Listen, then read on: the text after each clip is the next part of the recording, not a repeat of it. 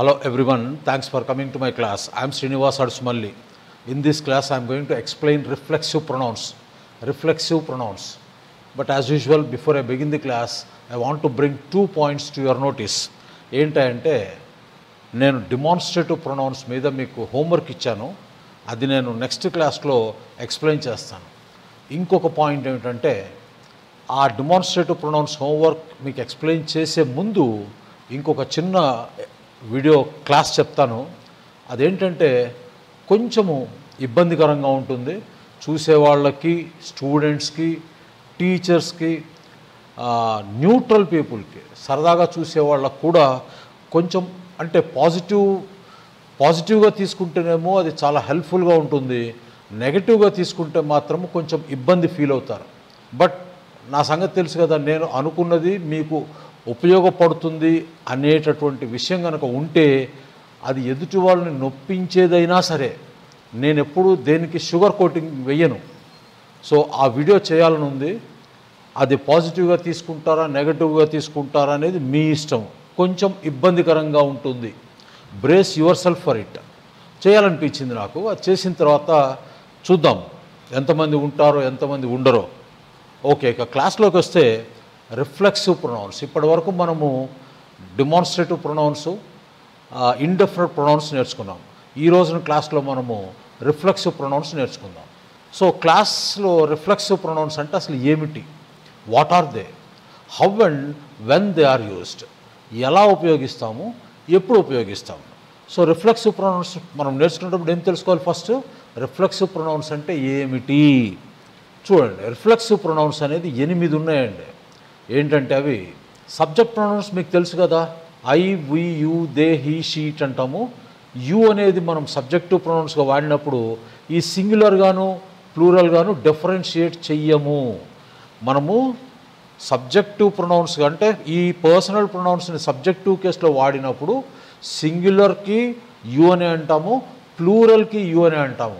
మరి మనం సెంటెన్స్లో యు అనేటటువంటి పదాన్ని ఆ పర్సనల్ ప్రొనౌన్ని సబ్జెక్టివ్ కేసులో సింగులర్గా వాడామా ప్లూరల్గా వాడామా అనేది ఎలా తెలుస్తుంది? దాని తర్వాత వచ్చేటటువంటి వర్బ్ని మనం గమనిస్తే ఆ వర్బ్ సింగులర్లో ఉంటే ఓహో ఇక్కడ యు అనేది సింగులర్గా వాడడం జరిగింది. ఆ వర్బ్ కనుక ప్లూరల్లో ఉంటే మనం అప్పుడు అనుకుంటాం ఓహో వర్బ్ అని ఇక్కడ యు అనేటటువంటి పదాన్ని ప్లూరల్లో వాడడం జరిగింది అని మనం భావిస్తాం. అంటే సెంటెన్స్లో వచ్చినటువంటి వర్బ్ని అనుసరించి మనం వాడినటువంటి యు సింగులర్గా వాడామా ప్లూరల్గా వాడామా అనేది మనం తెలుసుకుంటాం. కానీ రిఫ్లెక్సివ్ ప్రొనౌన్స్ విషయానికి వస్తే రిఫ్లెక్సివ్ ప్రొనౌన్స్లో మనకి సింగులర్ సపరేట్గా ట్రీట్ చేస్తాము, ప్లూరల్ని సపరేట్గా ట్రీట్ చేస్తాము. చూడండి ఇక్కడ. సో ఇక్కడ ఐ అనేటటువంటి సబ్జెక్టివ్ కేసులో ఉన్నటువంటి పర్సనల్ ప్రొనౌన్ మనకి రిఫ్లెక్సివ్ ప్రొనౌన్గా మార్పు చెందినప్పుడు అది మై సెల్ఫ్ అంటాం. యు అనేది మనం సింగులర్గా ట్రీట్ చేసినప్పుడు యువర్ సెల్ఫ్ అంటాం. హీ అంటే హిమ్సెల్ఫ్ అంటాము, షీ అంటే హర్ సెల్ఫ్ అంటాము, ఇట్ అంటే ఇట్ సెల్ఫ్ అంటాము, వి అంటే అవర్ సెల్వ్స్ అంటాము. యు అనేదాన్ని ప్లూరల్గా వాడినప్పుడు యువర్ సెల్వ్స్ అంటాం. ఇక్కడ సింగులర్గా వాడితే యువర్ సెల్ఫ్ అన్నాము. ఈ యు అనేదాన్ని ప్లూరల్గా వాడినప్పుడు యువర్ సెల్వ్స్ అంటాం. అదేవిధంగా దేని మనము దెమ్ సెల్వ్స్గా వాడతాం. సరేనా? ఇది రిఫ్లెక్సివ్ ప్రొనౌన్స్. ఇక్కడ ఈ రిఫ్లెక్సివ్ ప్రొనౌన్స్ని మనము ఎప్పుడు వాడతాము అంటే ఎలా వాడతాము, ఎప్పుడు వాడతాము చూడండి. ఇక్కడ reflexive pronouns are used when the subject and the object are the same. So ఒక సెంటెన్స్లో సబ్జెక్టు ఆబ్జెక్టు ఒకటే అయినప్పుడు ఈ రిఫ్లెక్సివ్ ప్రొనౌన్స్ వాడుతాము. అది first point. Reflexive pronouns are used when the subject and the object are the same. In other words దాన్నే మళ్ళీ మనం ఇంకో విధంగా ఎలా చెప్తున్నామంటే in other words action begins and ends with the subject. Action begins and ends with the subject. అర్థమైందా? In this case we observe that reflexive pronouns acts as objects of verbs. సరే, ఈ సెంటెన్స్ వదిలేయండి, పై సెంటెన్స్కి రండి. In other words action begins and ends with the subject. ఈ reflexive pronounce అసలు ఎప్పుడు వాడతాము అంటే మనము సెంటెన్స్లో సబ్జెక్టు ఆబ్జెక్టు ఉంటుందని చెప్పుకున్నాం. కొన్ని సెంటెన్సెస్లో ఆబ్జెక్ట్ ఉండవలసిన అవసరం లేదు. కానీ రిఫ్లెక్సివ్ ప్రొనౌన్స్ వాడాలి అంటే ఆ సెంటెన్స్లో, ఎందుకంటే ఈ రిఫ్లెక్సివ్ ప్రొనౌనే మీకు ఆబ్జెక్ట్గా పనిచేస్తుంది.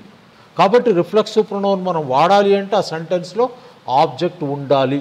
ఆబ్జెక్ట్ ఉండాలంటే ఏ కండిషన్ ఉండాలో తెలుసా మీకు? మళ్ళీ వర్బ్ అనేది ట్రాన్సిటివ్ ఫామ్లో ఉండాలి. కంగారు పడకండి, ట్రాన్సిటివ్ వర్బ్స్, ఇంట్రాన్సిటివ్ వర్బ్స్ మనము వర్బ్స్లో డీటెయిల్డ్గా నేర్పుతాను. ఇక్కడ ఏం తెలుసుకోవాలంటే మీరు సెంటెన్స్లో సబ్జెక్టు ఆబ్జెక్ట్ అంటే నేను పర్సనల్ ప్రొనౌన్స్లో మీకు క్లియర్గా ఎక్స్ప్లెయిన్ చేశాను. ఏంటి? సబ్జెక్ట్ అనేది సెంటెన్స్లో యాక్షన్ని పర్ఫామ్ చేస్తుంది. ఆబ్జెక్ట్ అనేది సెంటెన్స్లో ఆ సబ్జెక్ట్ చేసినటువంటి యాక్షన్ని రిసీవ్ చేసుకుంటుంది. సబ్జెక్టు ఆబ్జెక్ట్ అంటే అది అర్థం. సో ఇక్కడ ఏం చెప్తున్నాము? Reflexive pronouns are used when the subject and object are the same.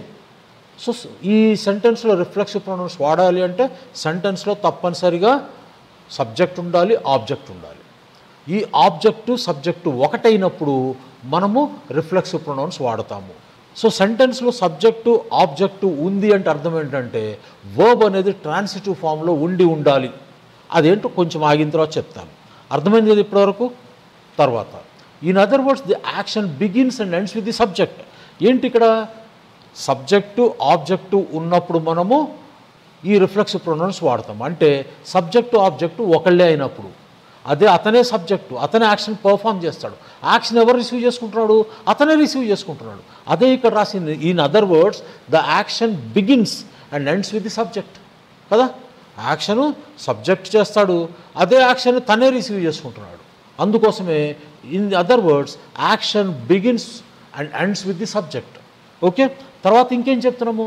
In this case we observe that reflexive pronouns act as objects of verbs. In this case we observe that reflexive pronouns act as object of verbs. ఏమిటి object of verbs అంటే? ఏం లేదండి, సెంటెన్స్లో placement of words ఉంటాయి కదా. వర్బ్ని action ఎవరు చేస్తున్నారో వాళ్ళు subject. ఈ సబ్జెక్ట్ ఎక్కడ ఉంటాడు? వర్బ్కి ముందు ఉంటాడు. కాబట్టి దాన్ని ఏమంటామంటే సబ్జెక్ట్ ఆఫ్ ది వర్బ్ అంటాం. సబ్జెక్ట్ ఆఫ్ ది వర్బ్ జనరల్గా ఎవరు ఉంటారంటే నౌన్స్, నౌన్ గ్రూప్ అంటాం. నౌన్స్, ప్రొనౌన్స్ ఉంటాయి. వాటిని ఏమంటున్నాం మనము? Subject of the verb. ఎందుకంటే యాక్షన్ చేసేది వాళ్ళే కాబట్టి. ఆబ్జెక్ట్ ఎవరు ఉంటారు? ఆబ్జెక్ట్ కూడా నౌన్ గ్రూప్సే ఉంటాయి. Noun groups and nouns, pronouns, noun phrases, noun clauses, అది నౌన్ గ్రూప్ అంటే. ఓకే, వీళ్ళు ఉంటారు. ఇక్కడ ఏమంటున్నాం? In this case we observe that reflexive pronouns act as objects of the verb. ఇప్పుడు మనం ఏం చెప్పుకున్నాము? సబ్జెక్ట్ అంటే ఏం చేస్తున్నాడు? ఈ యాక్షన్ని చేస్తున్నాడు. వర్బ్ చేస్తున్నటువంటి యాక్షన్ని సబ్జెక్ట్ చేస్తున్నాడు. అక్కడ ఆ ప్లేస్లో నౌన్ ఉంటుంది. కాబట్టి మనం ఆ నౌన్ ఏమంటున్నాము? సబ్జెక్ట్ ఆఫ్ ది వర్బ్ అంటున్నాము. సో ఇప్పుడు ఈ నౌన్స్ ఎక్కడ ఉంటున్నాయి? నౌన్స్ని సబ్జెక్ట్గా వాడుతున్నాం మనం. కాబట్టి ఆ నౌన్ గ్రూప్లో ఉన్నటువంటి పదాలను మనము సబ్జెక్ట్ ఆఫ్ ది వర్బ్ అంటున్నాం. Subject of the verb. మరి ఆబ్జెక్ట్ ఆఫ్ ది వర్బ్ ఏంటి? ఈ యాక్షన్ని ఏవైతే స్వీకరిస్తాయో అవి ఆబ్జెక్ట్ ఆఫ్ ది వర్బ్ అంటారు. ఇవి ఎక్కడ ఉంటాయి? వర్బ్ తర్వాత ఉంటాయి. అది అక్కడ అంతకంటే ఏం లేదు. చూడండి, in this case we observe that reflexive pronouns act as objects of verbs. అంటే సాధారణ భాషలో చెప్పుకోవాలంటే ఈ రిఫ్లెక్సివ్ ప్రొనౌన్స్ ఎక్కడ వస్తాయి అంటే వర్బ్ తర్వాత వస్తాయి. సబ్జెక్ట్స్ ఏమో వర్బ్ ముందు వస్తాయి. ఆబ్జెక్ట్ ప్లేస్లో ఇది వాడుతున్నాం కదా రిఫ్లెక్సివ్ ప్రొనౌన్స్. ఇవి ఎక్కడ వస్తాయి? వర్బ్ తర్వాత వస్తాయి. అందుకనే మనము ఆబ్జెక్ట్ ఆఫ్ ది వర్బ్ అంటున్నాం. 2-3 సెంటెన్సులు చూడండి. ఇంకొక పాయింట్ ఉంది ఇక్కడ, మీరు గుర్తుపెట్టుకోవాల్సింది, జాగ్రత్తగా చూడండి. You will also observe that if you delete reflexive pronounce in the following examples the sentences become meaningless. You will also observe that if you delete reflexive pronouns in the following examples, the sentences become meaningless. ఈ సెంటెన్సెస్లో మనం వాడినటువంటి reflexive ప్రొనౌన్ని కనుక తీసివేస్తే సెంటెన్స్కి అర్థము ఉండదు, అర్ధరహితం అయిపోతుంది ఆ వాక్యం. అర్థమైందా? ఎందుకంటే ఏం లేదండి, తిప్పి చెప్తున్నాడు అంతే. ఆ గ్రామేరియన్ తిప్పి చెప్తున్నాడు. ఏం చెప్తున్నాడు? ఈ మనం వాడినటువంటి రిఫ్లెక్సివ్ ప్రొనౌన్ కనుక డిలీట్ చేసేస్తే వాక్యం యొక్క అర్థము ఉండదు.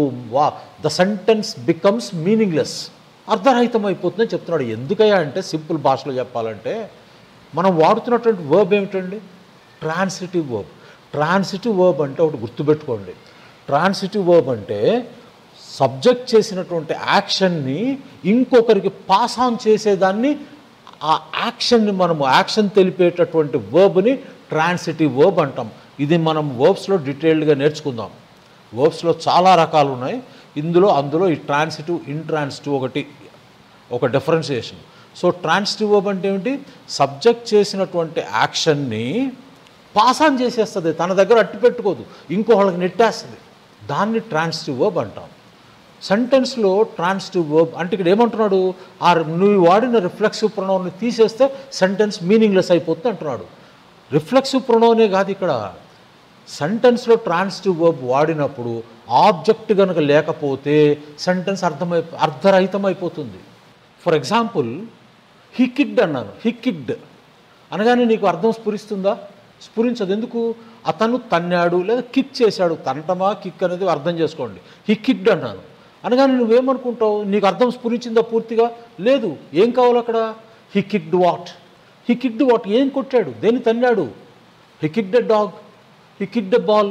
సో అక్కడ ఉన్నటువంటి ఆబ్జెక్ట్, ఆ తన్నటము అనేటటువంటి సబ్జెక్టు చేసినటువంటి తన్నటము అనేటటువంటి పని ఇంకొక దానికి ట్రాన్స్ఫర్ కాకపోతే అక్కడ అది మీనింగ్లెస్ అయిపోతుంది. అంతే కదా? హీ కిక్డ్ అంటే మీనింగ్లెస్. అది ఎవరిని తన్నాడు? దేన్ని తన్నాడు? హీ కిక్ ది టేబుల్ అనొచ్చు కదా, he kick the table. So అక్కడ ఏదైనా ఒక యాక్షన్ రిసీవ్ చేసుకుంటే ఆబ్జెక్ట్ ఉండాలి, లేదా మీనింగ్లెస్. సో ట్రాన్సిటివ్ వర్బ్స్ వాడినప్పుడు ఆబ్జెక్ట్ అనేది కంపల్సరీ. సో ఇక్కడ మనము రిఫ్లెక్సివ్ ప్రొనౌన్స్ ఏ ప్లేస్లో వాడుతున్నాము? ఆబ్జెక్ట్ ఆఫ్ ది వర్బ్గా వాడుతున్నాము. నువ్వు రిఫ్లెక్సివ్ ప్రొనౌన్ తీసేస్తే సెంటెన్స్ బికమ్స్ మీనింగ్లెస్. సో ఇక్కడ ఈ ఫస్ట్ ఎగ్జాంపుల్ చూడండి. I washed myself in the shower this morning. I washed myself in the shower this morning అంటే ఏంటి? ఈరోజు ఉదయం నేను స్నానం చేశాను, షవర్ కింద షవర్ స్నానం చేశాను అంటే బాగా చక్కగా తలంటు పోసుకున్నాను. అర్థమైందా? షవర్. ఓకే, హెడ్ వాష్ ఉండదండి, ఇట్ ఈస్ షవర్.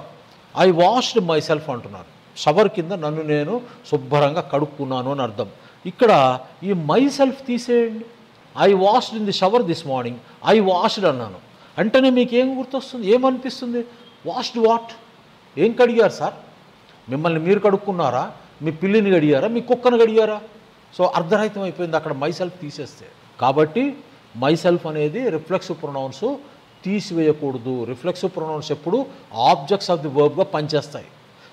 ఆ వర్బ్స్ ఎప్పుడు ట్రాన్సిటివ్ ఫామ్లో ఉంటాయి. ట్రాన్సిటివ్ ఫామ్లో ఉన్నాయంటే ఆబ్జెక్ట్ ఉండాలి. ఆబ్జెక్ట్ ఉండాలంటే అక్కడ రిఫ్లెక్సివ్ ప్రొనౌన్ ఉండాలి. అక్కడ రిఫ్లెక్సివ్ ప్రొనౌన్ లేకపోతే I washed in the shower this morning అంటే I washed my cat in the shower this morning. I washed my dog in the shower this morning. I washed myself in the shower this morning. So ఇక్కడ washed తర్వాత ఏదో ఒకటి రావాలి. ఇక్కడ మనం reflexive pronoun వాడాం కాబట్టి reflexive pronoun ఉండాలి. అక్కడ తీసేస్తే ఏం కడిగావు, ఏమి వాష్ చేసావు అనేది అసంపూర్తిగా మిగిలిపోతుంది. అర్థమైందా? కాబట్టి ఇక్కడ మై సెల్ఫ్ అనేది ఉండాలి. I washed myself in the shower this morning. ఈ రోజున క్లాస్లో మీకు అన్నీ నేను చక్కగా చంక్స్ చేసి ఇస్తున్నాను. She hurt her self while playing tennis. She hurt her self while playing tennis. She hurt her self. ఇక్కడ నీవు తీసేసావు అనుకో, she hurt while playing tennis. She hurt అని ఆపాను అనుకోండి, ఏమంటారు మీరు? She hurt. ఏమి, ఎవరిని హర్ట్ చేసింది అని అంటారు. She hurt her self. ఓహో, ఓకే అంటారు మీరు. Okay, so she hurt her self while playing tennis. He cut himself while shaving. He cut himself while shaving. We congratulated ourselves on a job well done. We congratulated ourselves on a job well done. ఇక్కడ ఒకటి గుర్తుపెట్టుకోండి, ఈ క్లాస్లో మనం వాడినటువంటి అన్ని verbs congratulated, enjoyed, reminded, amused, taught, ఇవన్నీ transitive verbs. వీటికి తప్పనిసరిగా దెమ్సెల్ఫ్, హర్సెల్ఫ్ ఇవి కాకపోయినా ఇంకా వేరే ఏవైనా సరే ఆబ్జెక్ట్స్ ఉండాలి. We congratulated on a job well done. So ఒక జాబ్ చక్కగా అద్భుతంగా ఒక జాబ్ని కంప్లీట్ చేశాము. చేసినప్పుడు మాకు మేమే కంగ్రాచులేట్ చేసుకున్నాము, అది సెంటెన్స్కి అర్థం. We congratulated ourselves on a job well done. ఇక్కడ చిన్న పాస్ ఇవ్వండి. We congratulated ourselves on a job well done. They enjoyed themselves at the party last night. ఇక్కడ కరెక్ట్గా చెప్పాలంటే ఇక్కడ కూడా మీరు ఇవ్వచ్చు. They enjoyed themselves at the party last night. So క్రితం రాత్రి జరిగినటువంటి పార్టీలో దే ఎంజాయ్డ్ దెమ్సెల్వ్స్, వాళ్ళని వాళ్ళు శుభ్రంగా అద్భుతంగా ఆనందించుకున్నారు. She reminded herself to buy milk at the store. She reminded herself to buy milk at the store. అర్థమైందా? ఆమె స్టోర్లో పాలు కొనాలి అని తనకు తానే రిమైండ్ చేసుకుంది, మరొక్కసారి గుర్తు చేసుకుంది. అది అర్థం ఇక్కడ. She reminded herself to buy milk at the store. ఇక్కడ కూడా మీరు కావాలంటే పెట్టుకోవచ్చు అండి, ఇబ్బంది ఏం లేదు. She reminded herself to buy milk at the store. To buy milk at the store. ఇక్కడ మీరు చిన్న చిన్న చంక్స్ ఇచ్చాను. ప్రాక్టీస్ చేసే కొద్దీ ఇక్కడ చంక్స్ మీరు తీసేయచ్చు. ఈ చంక్ ఇక్కడ తీసేయచ్చు, ఎందుకంటే లేదా ఈ చంక్ తీసేయచ్చు. అల్టిమేట్గా ఏంటంటే మీరు మాట్లాడేటటువంటి ఒక చంక్లో సాధ్యమైనంత వరకు ఒక అర్థం స్ఫురించాలి, ఆ చంక్కు ఒక అర్థం స్ఫురించాలి. షీ రిమైండెడ్ హర్ సెల్ఫ్, అక్కడ వరకు ఆపొచ్చు. She reminded herself to buy milk, బాగుంది. She reminded herself to buy milk, ఆ మొత్తం ఒక చంక్ కూడా చేసుకోవచ్చు. ఓకే, అట్ ద స్టోర్, అది మనం ఎక్స్ట్రా ఇన్ఫర్మేషన్ యాడ్ చేస్తున్నాం. She reminded herself to buy milk at the store, ఆ రెండు కలుపుతున్నాం. కలపండి, లేదు 3 గనక చేయదలుచుకుంటే ఈ రకంగా చేయాలి. She reminded herself to buy milk at the store. మీరు ఇవి గట్టిగా ప్రాక్టీస్, అట్ ద స్టోర్ అని వాడాం కదా, ఇవి జనరల్గా ఎక్కువగా ఈ చంక్స్లో ప్రిపోజిషనల్ ఫ్రేజెస్ వస్తాయి. అవేంటో మనం ప్రిపోజిషన్లో నేర్చుకుందామే. అట్ ద స్టోర్ ఇలా నేర్చుకున్నారనుకోండి, అట్ తర్వాత ఏం రావాలి, లేకపోతే అట్ ది స్టోర్ ముందు ఏం రావాలన్నప్పుడు అట్ ది స్టోర్ ఇక్కడ చదివేసి ఉంటారు కదా, పైకి చదువుతారు. రేపొద్దున ఎక్కడైనా వాడాల్సి వచ్చింది అట్ ది స్టోర్ అని వాడేస్తారు. ఓకే, తర్వాత we amuse ourselves by playing games in the park. ఇక్కడ కూడా అంతే, ఈ by playing games in the park, ఈ బై ప్లేయింగ్ గేమ్స్ అనేది కూడా ప్రిపోజిషనల్ ఫ్రేజే. We amused ourselves by playing games in the park. మొత్తము ఒక సెంటెన్స్ లాగా చదవచ్చు చంక్స్ లేకుండా. చూడండి, we amused ourselves by playing games in the park. లేదు, సెంటెన్స్ కొంచెం పెద్దది ఉంది. We amused ourselves by playing games in the park. ఆ ఇన్ ది పార్క్ అనే దాన్ని విడగొడుతున్నాం. లేదా we amused ourselves by playing games in the park, ఈ మొత్తాన్ని కలిపి ఒక చంక్ చేస్తున్నాం. సో మీరు అల్టిమేట్గా ఏంటంటే మనం చదివేటప్పుడు, మాట్లాడేటప్పుడు మనము చేసేటటువంటి చంక్స్ అర్థవంతంగా ఉంటే, అది చిన్న చంక పెద్ద చంక సంబంధం లేదు, అర్థవంతంగా ఉంటే ఎదుటి వాళ్ళకి మనము మాట్లాడేది అర్థమవుతుంది. మనము పుస్తకం చదువుకునేటప్పుడు ఆ చంక్స్ చేయటం వల్ల, చంక్ ఎప్పుడు మీనింగ్ఫుల్గా ఉండాలి, అది గుర్తుపెట్టుకోండి. ఆ మీనింగ్ పగలగొట్టకూడదు దాన్ని. మీరు ఇన్ ది పార్క్ అనాలి కానీ ఇన్ని తీసుకొచ్చి ముందు కలిపేయకూడదు, అర్థమైందా? అదేవిధంగా by playing games in the park అన్నారు, by playing games in the park తప్పది. బై ప్లేయింగ్ గేమ్స్ అనేది ఒక చంక్లా పెట్టుకోవాలి, ఇన్ ద పార్క్ అనేది ఒక చంక్లా పెట్టుకోవాలి. We amused ourselves by playing games in the park. ఈ in the park, by playing games, ఇవన్నీ చంక్స్. మీరు ప్రాక్టీస్ చేసే కొద్దీ ఈ మధ్యలో వాడుతున్నటువంటి ఈ చంక్స్ కలిసిపోతాయి. అక్కడ కూడా మీరు స్ట్రెస్ చేస్తారు, మీరు బ్రేక్ చేయడం తెలుస్తుంది, కానీ ఆ బ్రేక్ చేయడం అనేది చాలా తక్కువ సమయం చేయటం వల్ల మీరు మాట్లాడే వాళ్ళకి చక్కగా అర్థమవుతుంది.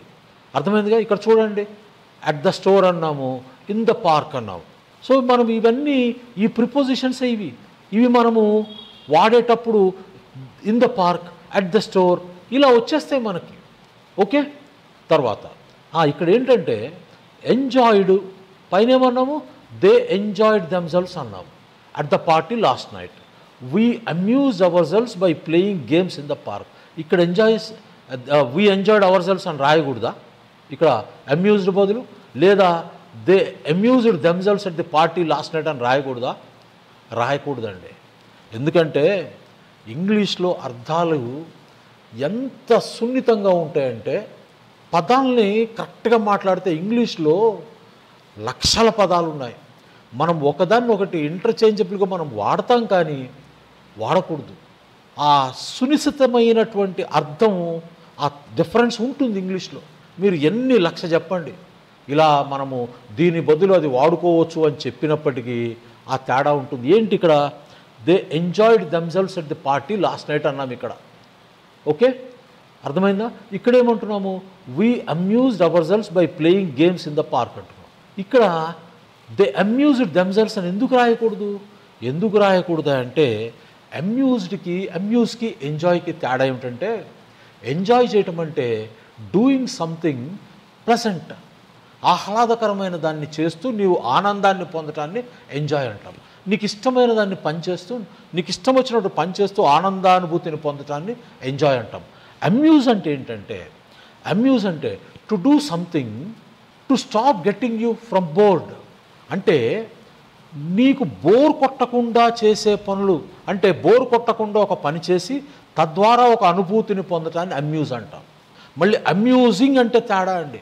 అమ్యూజింగ్ అంటే to cause you to laugh or smile, అంటే నీకు నవ్వు తెప్పించేది, స్మైల్ తెప్పించేదాన్ని అమ్యూజింగ్ అంటాం.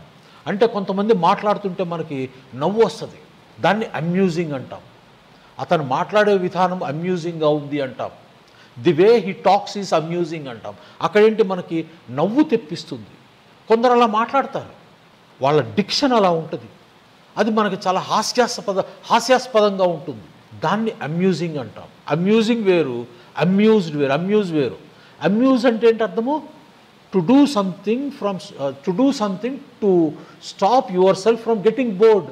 నీకు బోరు కొట్టకుండా పనులు చేసి తద్వారా ఒక అనుభూతిని పొందటాన్ని అమ్యూజ్ అంటాం. పార్టీకి వెళ్ళి బోర్ కొట్టించుకుంటావు ఎక్కడన్నా? కొట్టించుకోం కదా. పార్టీలో ఫుల్ ధామ్ధూమ్గా ఎంజాయ్ చేస్తాం, కాబట్టి అక్కడ ఎంజాయ్ అనే పదం వాడాలి. ఇక్కడేంటి, పార్క్లో బోర్ కొడుతుంది, చాలాసేపు ఉంటాము, బోర్ కొడుతుంది, సో కొన్ని గేమ్స్ ఆడడం ద్వారా మనల్ని మనం అమ్యూజ్ చేసుకుంటాం. అంత చిన్న మైనర్ డిఫరెన్సెస్ ఉంటాయండి ఇంగ్లీష్ అనేది. ఓకే. తర్వాత he taught himself how to speak Tamil. He taught himself, అతను తమిళ్ ఎలా మాట్లాడాలో తనంతట తానుగా టీచ్ చేసుకున్నాడు, నేర్చుకున్నాడు. నేర్చుకోవటం అంటే ఇక్కడ లెర్న్ అనము, ఏమంటామంటే ఇక్కడ హీ టాట్ హిమ్సెల్ఫ్, తనకు తానే నేర్పించుకున్నాడు. How to speak Tamil. The light turned itself off, light తనంతట తానే ఆఫ్ అయిపోయింది. She restrained herself from eating too much chocolate. చూసారా ఇక్కడ, from eating too much chocolate. ఇది కూడా ప్రిపోజిషనల్ ఫ్రేజే అనుకుంటున్నాను, పెద్దవాళ్ళు ఎవరైనా ఉంటే చెప్పండి ఇది అవునో కాదో. She restrained herself, restrained from eating too much chocolate. ఇక్కడ చూడండి, రెస్ట్రైన్డ్ అనే పదం మీరు ఎప్పుడు వినకపోయినా, అందుకే నేను చెప్తుంది, రీడింగ్ హ్యాబిట్ చేసుకుంటే మీకు తెలియకుండా కావలసినంత వొకాబులరీ వస్తుంది. షీ రెస్ట్రైన్డ్ హర్ సెల్ఫ్ అన్నాం, మనకు తెలియదు రెస్ట్రైన్డ్ అంటే ఏమని. నెక్స్ట్ సెంటెన్స్, నెక్స్ట్ కంటిన్యూషన్ ఏంటి? From eating too much chocolate. So chocolate విపరీతంగా తినకుండా తనకు తాను, from eating too much chocolate. So chocolate విచక్షణారహితంగా తినకుండా తనను తాను ఏం చేసుకుంది? స్వీయ నిరోధన ఏర్పాటు చేసుకుంది. She restrain her self. Restrain అంటే అడ్డుకట్ట వేయటం, రెస్ట్రైన్ అంటే ఎదుటివాడిని చేయటాన్ని రెస్ట్రైన్ అంటాం. ఇక్కడ షీ రెస్ట్రైన్ హర్ సెల్ఫ్. అర్థమైంది కదా? రెస్ట్రైన్ అంటే కరెక్ట్గా అర్థం ఏంటంటే రెస్ట్రైనింగ్ ఆర్డర్స్ అంటారండి. ఇది లాలో ఎక్కువ వస్తుంది. రెస్ట్రైనింగ్ ఆర్డర్స్ అంటే సపోజ్ భార్యాభర్తలు విడిపోయారు, కోర్టుకు వెళ్ళిన తర్వాత ఏదో విడివిడిగా ఉంటున్నారు. భర్త ఈ అమ్మాయిని ఉదయాస్తమానం ఆ అమ్మాయి ఇంటికి రావటమో, ఆ అమ్మాయి వెంబడబడ్డమో ఏదో చేస్తున్నాడు. ఈ అమ్మాయి అప్పుడు కోర్టుకు వెళ్ళి రెస్ట్రైనింగ్ ఆర్డర్ తీసుకొని రావచ్చు. అరే నువ్వు ఈ బజార్లో కనిపిస్తే నేను పోలీసులు అరెస్ట్ చేస్తారని కోర్టు వాళ్ళు ఒక ఆర్డర్ పాస్ చేస్తారు. దాన్ని రెస్ట్రైనింగ్ ఆర్డర్ అంటారు. అంటే stopping someone from doing something. ఒక పని చేయకుండా ఒక వ్యక్తిని నిరోధించటాన్ని రెస్ట్రైనింగ్ అంటారు. అదే కదా.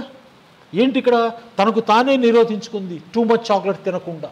కాబట్టి మనకి ఇంగ్లీష్లో చదివితే చాలండి, మనసు లగ్నం పెట్టి చదివితే మీకు వొకాబులరీ అనేది ఎవ్వడూ నేర్పక్కర్లేదు, నేను కూడా నేర్పక్కర్లేదు.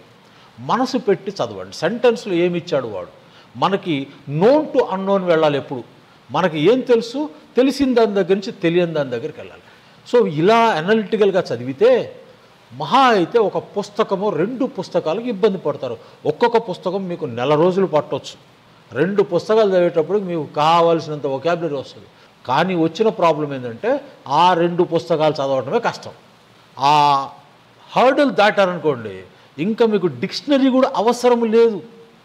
కొన్ని పదాలకి మనం సెంటెన్సెస్ ఎన్ని చూసినా కూడా అర్థం కాని పక్షంలో అప్పటికి ఒక బ్రాడర్ మీనింగ్ ఆ గట్ ఫీలింగ్లో మనకు వచ్చేస్తుంది. కాదు నాకు కరెక్ట్ మీనింగ్ తెలుసుకోవాలనుకుంటే అప్పుడు ఆక్స్ఫర్డ్ అడ్వాన్స్డ్ లెర్నర్స్ డిక్షనరీలోకి వెళ్ళి గూగుల్లో చూడొద్దు, చూసి మొత్తం ఆ ఎంట్రీస్ మొత్తం చూడండి. Okay. We reassured ourselves that everything would be okay. We reassured ourselves that everything would be okay. ఇక్కడ చూడండి, రీఅష్యూర్డ్ అంటే మనకు తెలియదు, అష్యూరెన్స్ అంటే తెలుసు మనకి, అష్యూర్డ్ అంటే తెలుసు అనుకుందాం, లేదు అది కూడా తెలియదు అనుకుందాం. That everything would be okay అంటే అర్థం ఏంటండి? ఇది తెలుసుగా అందరికీ, అంతా బాగుంటుంది అనేటటువంటి ఒక ఫీలింగ్, ఒక thought, that everything would be okay. We assured ourselves అంటే మాకు మేము సమాధానపరచుకోవటం కాదు అది అష్యూరెన్స్ అంటే. మాకు మేము చెప్పుకున్నాం అంటే బాగా ఫోర్స్తో చెప్పుకున్నాం. మాకు మేము సమాధానపరచుకోవటం అనేది చాలా చిన్న పదం, అది కాదు. సమాధానపరచుకోవటం అసలు రాదు ఇక్కడ. వీ అష్యూర్డ్ అంటే ఏంటండి? భరోసా, right. We reassured ourselves that everything would be okay. So అంతా బాగుంటుంది అని మాకు మేము భరోసా ఇచ్చుకున్నాము. చూడండి ఎంత బాగుందో సెంటెన్స్, అర్థమైంది కదా? సో రీఅష్యూర్డ్, భరోసా అంటే అష్యూర్డ్, రీఅష్యూర్డ్ అంటే ఎంఫటిక్గా చెప్తున్నాం, ఇంకొంచెం ఎంఫసైజ్ చెప్తున్నాము, ఎంఫసైజ్ చేసి చెప్తున్నాం.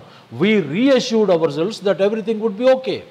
She treated herself to a fancy dinner at a restaurant. She treated herself to a fancy dinner at a restaurant. చెప్పా కదా, ఇక్కడ కావాలంటే ఇంకోటి పెట్టుకోండి. She treated herself to a fancy dinner at a restaurant. So చాలామంది ఒక daily లైఫ్లో ఒక డ్రడ్జరీ ఫీల్ అవుతారు. చేసిన పనే చేసి చిరాకు వస్తుంది, ఒక వెంట్ కావాలి. అందుకని షీ ట్రీటెడ్ హర్ సెల్ఫ్, తనకు తనే పార్టీ ఇచ్చుకుంది. ఏంటి? టు ఎ ఫ్యాన్సీ డిన్నర్, ఒక చక్కటి భోజనం. అది హైదరాబాద్లో ఉంది కదా, ఎవరు వాట్ వి కాల్, ఆ కాకినాడ వాళ్ళది ఉంది కదా ఏదో. సో అటువంటి ఫ్యాన్సీ డిన్నర్కి వెళ్ళింది, తను ట్రీట్ చేసుకుంది. ఏంటది? సుబ్బయ్య గారి హోటల్ ఏదో, నేను ఎప్పుడు తినలేదే చెప్తారు జనాలు. So she treated herself to a fancy dinner at a restaurant. She convinced her self to take a break and relax. She convinced her self to take a break and relax. They supported themselves by working multiple jobs. ఇక్కడ financially అని రాయని అవసరం లేదు. They supported themselves by working multiple jobs. Multiple jobs దేనికోసం చేస్తారండి అంటే ఒకే సమయంలో multiple jobs చేస్తూ వాళ్ళని వాళ్ళు సపోర్ట్ చేసుకున్నారు. ఎందుకు చేసుకుంటారండి? ఫైనాన్షియల్గా సపోర్ట్ చేసుకోవడానికే కదా. సో అక్కడ మీరు ఫైనాన్షియల్ అని వాడినా వాడకపోయినా నష్టం లేదు. They supported themselves by working multiple jobs. లేదా ఇట్లా మనకి దే సపోర్టెడ్ దెమ్సెల్వ్స్ ఇవన్నీ కనుక మీరు బైహార్ట్ చేస్తే అంటే 10 సార్లు చదివితే మీకు గుర్తుండిపోతాయి.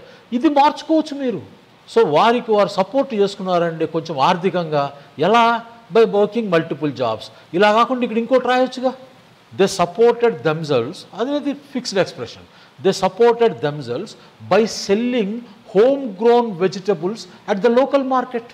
సో ఆ లోకల్ మార్కెట్లో వాళ్ళు ఇంట్లో పండించిన పంటలు, కూరగాయలు, హోమ్ గ్రోన్ వెజిటబుల్స్, సో ఇంట్లో పండించినటువంటి వెజిటబుల్స్ అమ్ముకోవటం ద్వారా వాళ్ళని వాళ్ళు అడిషనల్గా సపోర్ట్ చేసుకున్నారు. సో ఇలా మనకి ఈ ఎక్స్ప్రెషన్స్ వస్తే 1,00,000 రాయొచ్చండి, 1,00,000. కాకపోతే మీరు బాగా చదవాలి వీటిని, పైకి చదవకపోతే రాదు. చదవండి చాలు, అదే పెద్ద ప్రాక్టీస్ మీకు. They supported themselves by working multiple jobs. She gave herself a pep talk before the big interview. She gave herself a pep talk. ఇది జనరల్గా కలిసే ఉంటే బాగుంటుంది, లేదు ఇక్కడ విడగొట్టడం మీ ఇష్టం. పెప్ టాక్ అనేది విడగొట్టిన దోషమేమీ లేదు. She gave herself a pep talk before the big interview, తప్పేమీ లేదండి. కాకపోతే she gave herself a pep talk before the big interview బాగుంటుంది. ఏంటి ఇక్కడ పెప్ టాక్ అంటే? అంటే అర్థం ఏంటి? Before the big interview. సో ఆమెకు చాలా ఒక పెద్ద ఉద్యోగానికి ఒక ఇంటర్వ్యూ వచ్చింది. బిఫోర్ ద బిగ్ ఇంటర్వ్యూ ఏం చేసింది ఆవిడ? ఎ పెప్ టాక్ చేసింది. దేనికి? She gave herself. Pep talk అంటే అర్థం ఏంటంటేనండి, మనలో మనము మాట్లాడుతూ ఒక ధైర్యాన్ని తెచ్చుకోవటాన్ని పెప్ టాక్ అంటాం. సింపుల్ అంతే. పెప్ టాక్ అంటే దేనికంటే it is intended to give some courage. ఒక ధైర్యాన్ని ఇవ్వటానికి మనం మనసులో మాట్లాడుకుంటాం కదా, కొంచెం బయటికి మాట్లాడినా దాన్నే పెప్ టాక్ అంటారు. Intended to give courage. She gave herself a pep talk before the big interview. She protected herself from the sun with sunscreen. She protected herself from the sun with sunscreen. She protected herself from the sun with sunscreen. ఎలా అయినా మీరు చేయొచ్చు. ఈ from the sun దీంట్లో కలపవచ్చు, from the sun దీంట్లో కలపవచ్చు. She protected herself from the sun అనొచ్చు, she protected herself from the sun with sunscreen అని వాడవచ్చు. ఇక్కడ యాక్చువల్గా సన్ స్క్రీన్ లోషన్ అని ఉండాలి, అవసరం లేదు. ఓకే, ఇక్కడ మీరు చెప్పా కదా, ఇది ఒక fixed expression, she protected herself. ఇక తర్వాత ఏమైనా రాయండి, మీ ఇష్టము, మీ imagination is the only limit. She protected herself. చెప్పే కదా, మనము బాగా మంచుపడే ప్రాంతాలకు వెళ్ళామనుకోండి, విపరీతమైన చలి ఉంటుంది. అటువంటి సందర్భంలో ఎట్లా రాయొచ్చు అంటే, she protected herself from biting cold. She protected her self she protected herself from biting cold by dressing appropriately. So బాగా 2 మీటరు పడేటటువంటి మంచున్న ప్రాంతాల్లో చలి ఎలా ఉంటుందండి? Biting cold. మనం అంటాం కదా, ఎముకలు కొరికే చలి అని, కొరకటం. మంచు కొరికినంత బాధ పెడుతుంది మనల్ని, అంటే అంత చలిగా ఉంటుంది. మంచు బాధ పెట్టదు, ఆ మంచు వల్ల వచ్చినటువంటి ఆ చల్లని టెంపరేచర్ మనల్ని కొరికినంత బాధ పెడుతుంది. దాన్ని బైటింగ్ కోల్డ్ అంటారు. ఎముకలు కొరికే చలి అంటాం కదా, అదే. So she protected herself from biting cold by dressing appropriately. So చక్కగా ఆ వాతావరణానికి అనువుగా డ్రెస్ చేసుకోవటం వల్ల ఆ ఎముకల కొరికే చలి నుంచి తనను తాను రక్షించుకుంది. She protected herself. ఇంకోటి చెప్పాలంటే, ఇప్పుడు ఆంధ్రాలో వింటున్నారు కదా మీరు, భగవంతుడు నోరిచ్చారని ఏది పడితే అది వాగుతున్నారు. నేనేం పాజిటివ్గా నెగిటివ్గా రాజకీయాలు మాట్లాడడం లేదండి, అది అందరికీ వర్తిస్తుంది. మనము మాట్లాడేటప్పుడు మనం మాట్లాడే ప్రతి పదాన్ని మనం కేర్ఫుల్గా కన్సిడర్ చేయాలి. సో ఎలా చెప్పొచ్చు అంటే, హీ ప్రొటెక్ట్స్ హిమ్సెల్ఫ్ అని చెప్పొచ్చు. అన్నీ పాస్ట్ టెన్స్లో ఉండాలని రూల్ లేదండి, ప్రజెంట్ టెన్స్లో కూడా ఉండొచ్చు. ఏ టెన్స్కి ముఖ్యం కాదు ఇక్కడ. హీ ప్రొటెక్ట్స్ హిమ్సెల్ఫ్ రాయండి, హీ ప్రొటెక్టెడ్ హిమ్సెల్ఫ్ రాయండి, తప్పేం లేదు. He protects himself by carefully considering each word before speaking. He protected himself రాయండి, తప్పేముంది. హీ ప్రొటెక్ట్స్ హిమ్సెల్ఫ్ అంటే అతను, ఇది సింపుల్ ప్రజెంట్ టెన్స్లో ఉంది. తెలుసు కదా మీకు, సింపుల్ ప్రజెంట్ టెన్స్ ఎప్పుడు వాడతాం అనేది, పాస్ట్, ప్రజెంట్, ఫ్యూచర్ అన్నిటికీ అప్లై అవుతుంది. He protects himself by carefully considering each word before speaking. మాట్లాడే ముందు ప్రతి పదాన్ని నిశ్చితంగా పరిశీలించిన తర్వాత మాత్రమే అతను మాట్లాడతాడు, తద్వారా తనను తాను రక్షించుకుంటాడు. హీ ప్రొటెక్టెడ్ హిమ్సెల్ఫ్ అంటే ఇప్పటి వరకు అలా చేశాడు ఆయన. He protected himself by carefully considering each word before speaking.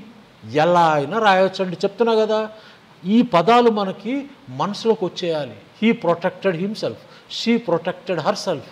ఇవి వచ్చిన తర్వాత ఎక్స్ట్రా ఇన్ఫర్మేషన్. మీరు సబ్జెక్టు, వర్బ్, ఆబ్జెక్ట్ అని నేర్చుకోకండి. సబ్జెక్టు, వర్బ్ అవి 2 కంపల్సరీ. తర్వాత అదంతా ఎక్స్ట్రా ఇన్ఫర్మేషన్. అది ఆబ్జెక్టా ఇంకోట మనకు అనవసరం. ఓకే, ఇక్కడ చూడండి. I found my self last in thought while taking a walk. I found my self last in thought while taking a walk. So నా ఆలోచనలో మునిగిపోయాను ఎప్పుడు?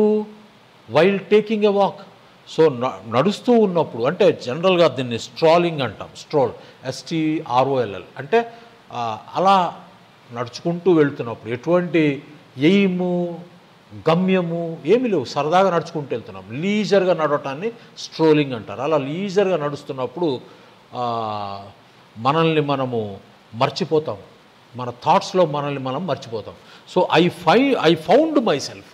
So I found my self, నా ఆలోచనలో నేను మునిగిపోయానని, అంటే లీజర్గా నడుస్తున్న సమయంలో నా ఆలోచనలో నేను మునిగిపోయానని, అంటే ఐ లాస్ట్ మై సెల్ఫ్ అని తెలుసుకున్నాను. అదే sentence. I blame myself for not paying attention.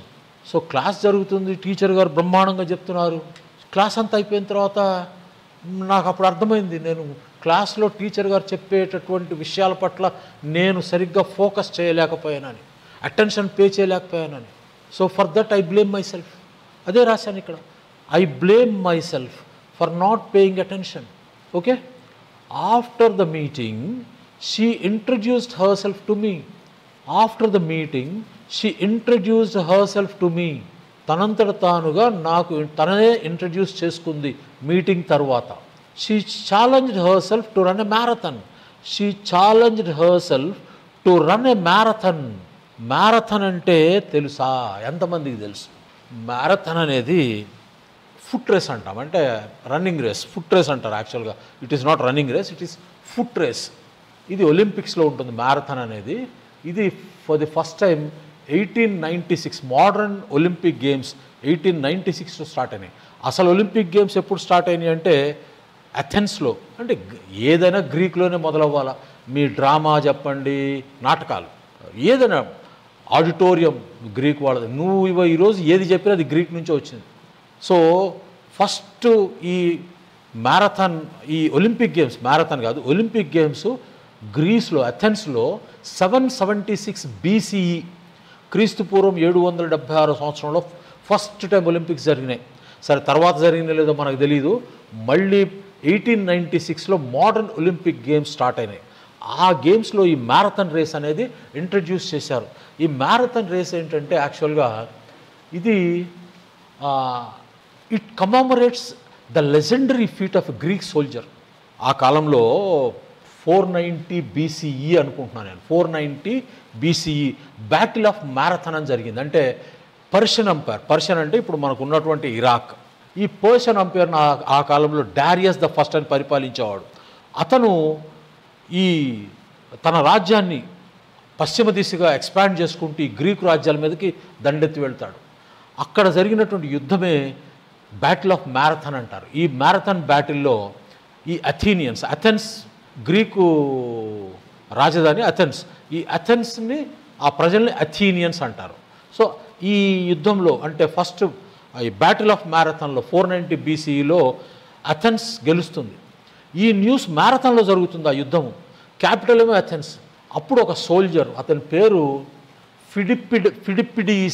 ఫిడిప్పిడీస్ అనేవాడు, అది వాస్తవమో కదా మనకు తెలియదు, బట్ సోల్జర్ అయితే ఒకడు ఆ న్యూస్ని తీసుకొని, అంటే అథెన్స్ గెలిచింది అన్న న్యూస్ తీసుకొని రాజధానిలో ఆ న్యూస్ అనౌన్స్ చేయడానికి మ్యారథాన్ నుంచి పరిగెత్తుకుంటూ వచ్చి అథెన్స్లో ఆ న్యూస్ని డిక్లేర్ చేసి, అంటే మనం గెలిచాము అని న్యూస్ని డిక్లేర్ చేసి అంత దూరం పరిగెత్తుకొని రావటం వల్ల ఎగ్జాస్ట్ అయి చనిపోతాడు. దాన్ని కమామరేట్ చేస్తూ, కమామరేట్ అంటే జరిగిపోయినటువంటి గొప్ప వ్యక్తుల యొక్క ఘనకార్యాలని గౌరవంగా స్మరించుకొని దానికి ఒక గుర్తుగా మనం ఏదైనా చేసిన దాన్ని కమామరేట్ అంటాం. COMMEMORATE, commemorate. మా హిస్టరీలో ప్రతి 10 పేజీలకు ఒకసారి వస్తుంటుంది ఇది కమామరేట్ అనే పదం. మంచి పదం ఇది. ఇవన్నీ హిస్టరీలో నేర్చుకున్నటువంటి వొకాబులరీనే. So to commemorate this legendary feat of a Greek soldier Pheidippides, marathon race was introduced first time in 1896 Olympics, modern Olympics. ఈ మ్యారథాన్ నుంచి అథెన్స్కి సుమారు 40 కిలోమీటర్ల దూరం. కానీ ఇది 1902, 1910 లండన్ ఒలింపిక్స్లో ఏం జరిగిందంటే ఈ డిస్టెన్స్ని స్టాండర్డైజ్ చేశారు.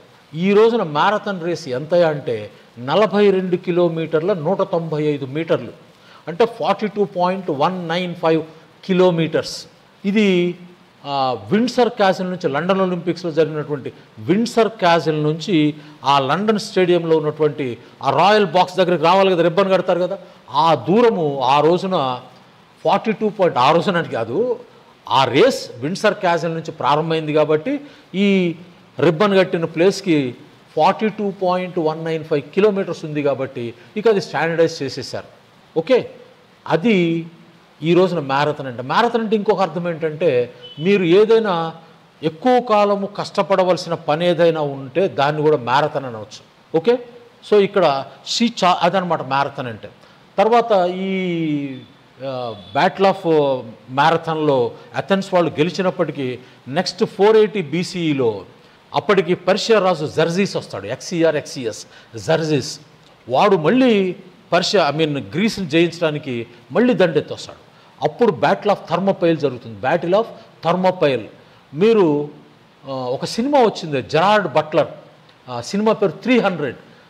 నెట్ఫ్లిక్స్లో, అమెజాన్లో 150% ఉంటుంది, చూడండి, అద్భుతమైన సినిమా. సో గ్రీస్ అనేది సిటీ స్టేట్స్ అండి. అథెన్స్ ఒక సిటీ, స్పార్టా ఒక సిటీ. అట్లా గ్రీస్ అనేది సిటీ స్టేట్స్, చిన్న చిన్న రాజ్యాలు, మొత్తం కొండలు. సో ఈసారి ఏం జరుగుతుందంటే ఈ స్పార్టా కింగ్ అయినటువంటి స్పార్టా మీద మనకి ఇంగ్లీష్లో ఒక 100 వర్డ్స్ ఉన్నాయి. స్పార్టన్ అనేది ఒక పదం. స్పార్టన్ అంటే స్పార్టా దేశస్తులకు సంబంధించినటువంటి వాళ్ళకందరికీ ఒక లక్షణం ఉంది. వాళ్ళందరూ ఒక కామన్ క్యారెక్టరిస్టిక్ని ఎగ్జిబిట్ చేస్తారు. దాన్ని తీసుకొని ఇంగ్లీష్లో స్పార్టన్, మనం ఎవరినన్నా వాడిని స్పార్టన్ రా అన్నామంటే వాడికి కొన్ని లక్షణాలు ఆపాదించాం. ఏంటి? వాడు చాలా ఫ్రూగల్గా ఉంటాడు. ఫ్రూగల్ అంటే అన్నీ వేస్ట్ చేయడు. తర్వాత వాడికి డిసిప్లిన్ అంటే ప్రాణం కంటే ఎక్కువగా ప్రేమిస్తాడు. డిసిప్లిన్ని, క్రమశిక్షణని, చాలా క్వాలిటీస్ ఉన్నాయి. అది పాజిటివ్ పదం అది. సో ఈ స్పార్టన్ కింగ్, మళ్ళీ మన హిస్టరీలోకి వస్తే స్పార్టన్ కింగ్ లియోనిడాస్ ఆ జెర్జిస్ మీద యుద్ధంలో ఈ థర్మోపైల్ అనే కొండల మధ్యలో ఉన్న ప్యాసేజ్లో 3 రోజులు వాడిని నిలువరిస్తాడు 300 మంది సోల్జర్స్ని పెట్టుకొని. ఆ సినిమానే 300. చూడండి, అద్భుతమైన సినిమా. అంటే నేను చెప్పినంత గొప్పగా మీరు ఫీల్ కాకపోవచ్చు, నేను ఫీల్ అయిన, ఎందుకంటే నాకు కొంత చరిత్ర తెలుసు కాబట్టి. బట్ చూడండి, చాలా బాగుంటుంది సినిమా. 300 300 ఇంగ్లీష్లో రాయకండి, THRE రాయకండి, 300 కొడితే వచ్చేస్తుంది. సో అక్కడ అతను ఆ లియోనిడాస్ 3 రోజులు వాళ్ళని ఆపుతాడు. చివరికి ఓడిపోతారు. ఎవరు? ఈ గ్రీక్స్ ఓడిపోతారు. కానీ వాళ్ళు ఓడిపోయినప్పటికీ ఈ యుద్ధము తర్వాత ఇంకో 2 యుద్ధాలు జరుగుతాయి. వాటికి ఇన్స్పిరేషన్గా నిలుస్తాయి. ఏంటంటే అవి బ్యాటిల్ ఆఫ్ సలామిస్ ఒకటి, తర్వాత బ్యాటిల్ ఆఫ్ ప్లాటియా. ఈ 2 యుద్ధాల్లో అథీనియన్స్ గెలుస్తారు. ఈ గెలవటానికి ఆ బ్యాటిల్ ఆఫ్ థర్మోపైల్లో వాళ్ళు చూపించినటువంటి ఆ సాక్రిఫైస్ అనేది ఒక ఇన్స్పిరేషన్గా పనిచేస్తుంది. సో బ్యాటిల్ ఆఫ్ థర్మోపైల్ చాలా గొప్ప బ్యాటిల్ అది. అంటే ఏంటి? ఒక ఇన్సర్మౌంటబుల్ ఓవర్వెల్మింగ్ ఆడ్స్ మన ఎదురు ఒక కొండ నిలబడింది. జెర్జిస్ అనేవాడు అలెగ్జాండర్ కంటే గొప్పవాడు. అంటే సామ్రాజ్యవాది. అంత సామ్రాజ్యవాద సంకల్పం ఉన్నవాడిని కూడా ఒక 300 మంది వాడిని నిలువరిస్తారు వాడిని అక్కడ. So that became an inspiration for later battles. So అట్లా థర్మోపైల్ గురించి అతను, పైగా జెరార్డ్ బట్లర్ ఇంకో 2 సినిమాలు ఉన్నాయి. ఏంజల్ హ్యాస్ ఫాలెన్ అని, తర్వాత ఒలింపస్ హ్యాస్ ఫాలెన్ అని ఇంకో 2 సినిమాలు ఉన్నాయి. దొరికితే చూడండి, బాగుంటాయి, సరదాగా. అందులో మనము సీరియస్నెస్ ఊహించకూడదు, సరదాగా ఉంటాయి.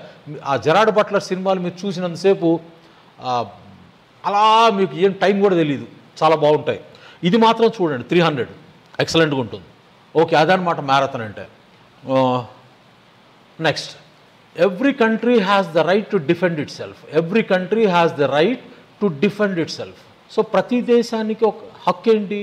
తనను తాను డిఫెండ్ చేసుకోవటానికి హక్కు ఉంటుంది.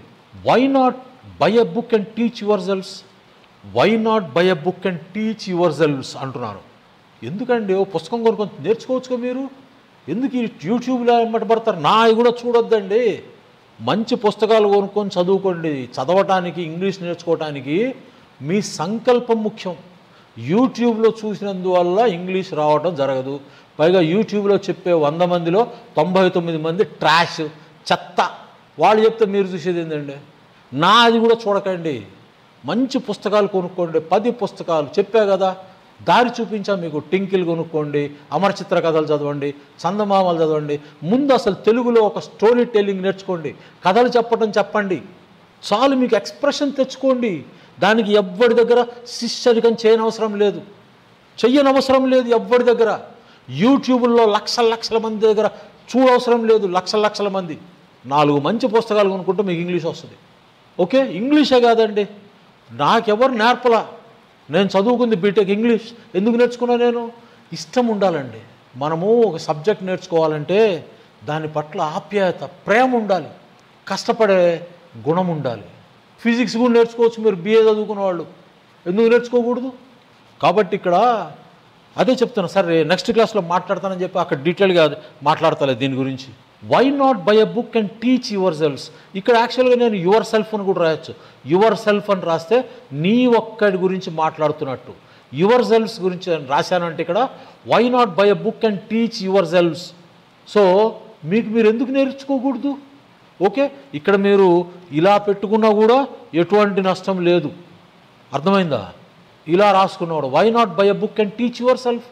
రాసుకోండి, తప్పేం లేదు. Don't deceive yourself. నిన్ను నీవు మోసం చేసుకోబాకు. అర్థమైందా? సో ఇప్పటికి కొంచెం క్లాస్ ఎక్కువైనట్టుంది. నెక్స్ట్ క్లాస్లో ఇది రిఫ్లెక్సివ్ ప్రొనౌన్స్ అండ్ కంప్లీట్ చేసేద్దాము. సో ఈ క్లాస్ ఎలా ఉందో చెప్పండి. నెక్స్ట్ క్లాస్లో కలుద్దాం. అప్పటి వరకు టేక్ కేర్, బాయ్ బాయ్.